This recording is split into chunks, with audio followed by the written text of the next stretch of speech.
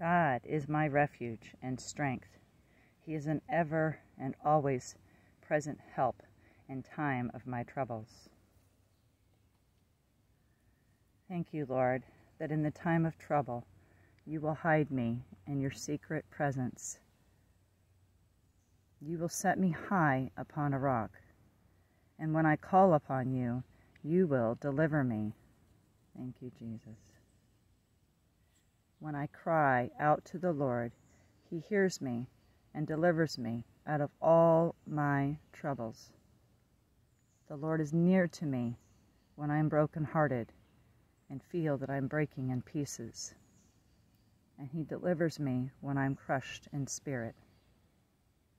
Many afflictions will happen even when I have and am in a right relationship with him.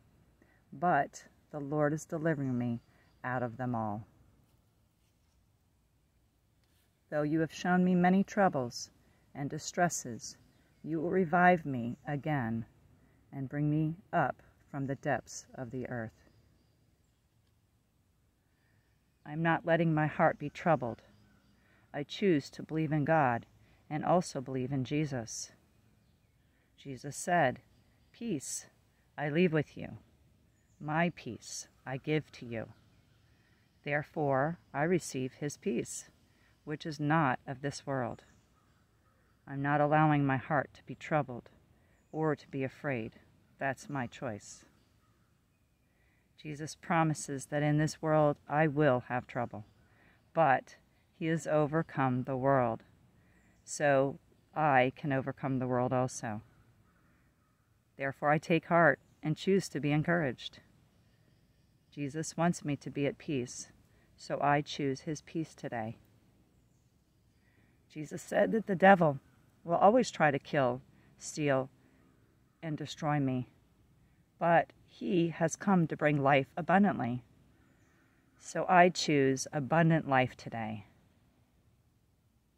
Blessed be the God and Father of my Lord Jesus Christ, the Father of all empathy and mercy, the God of all comfort, consolation, and encouragement, who is comforting me in every trouble, calamity, or affliction, or problems, so that I am also able to comfort those in any kind of trouble or distress with the same comfort I myself have received from God. Thank you, Lord. Thank you, Lord, that these small and temporary troubles I suffer will definitely bring me a tremendous and eternal glory, much greater than the trouble, for I am fixing my attention not on the things that are seen, but the things that are unseen. Because what can be seen lasts only for a short time, but what is unseen lasts forever. So I am walking by faith and not by sight. Jesus, the Son of God, it says in Hebrews, learned obedience from what he suffered, and once made perfect, he became the source of eternal salvation for all who obey him. And Jesus said, "A servant is not greater than his master." So if they persecuted Jesus, they will persecute me. If they obey his teaching, then they will obey my teaching. I'm so grateful that the God of all grace, who's called me to his eternal glory in Christ, after I have suffered a little while, will himself restore me and make me strong, firm, and steadfast. I am being joyful in hope, patient in affliction, and faithful in prayer. And I am considering it pure joy when I face trials of many kinds, because I know that the testing of my faith produces perseverance.